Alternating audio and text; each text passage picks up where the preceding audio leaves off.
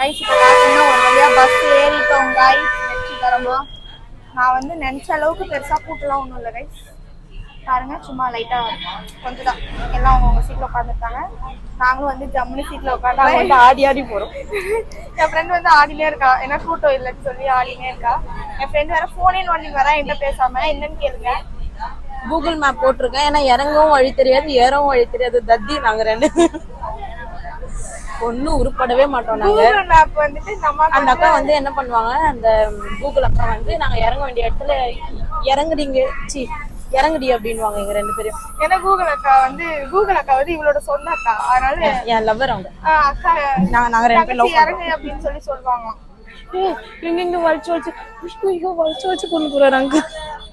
என் ஃப்ரெண்டுக்கு இதாங்க புதுசு, பஸ்ல போறா, அதனால வந்துட்டு என் ஃப்ரெண்டு வந்து நினைச்சுக்காதீங்க, உண்மையாவே ஊரோலகம் தெரியாத பொண்ணு, அதனால வந்துட்டு எல்லாத்தையும் பார்த்து ஷாக் ஆகிறோம். வேற ஒன்றும் இல்லை. நாங்கள் வந்து பத்திரமா கேடி காலேஜ் போயிட்டு வரோம் கைஸ். பாய், காலேஜில் பார்ப்போம்.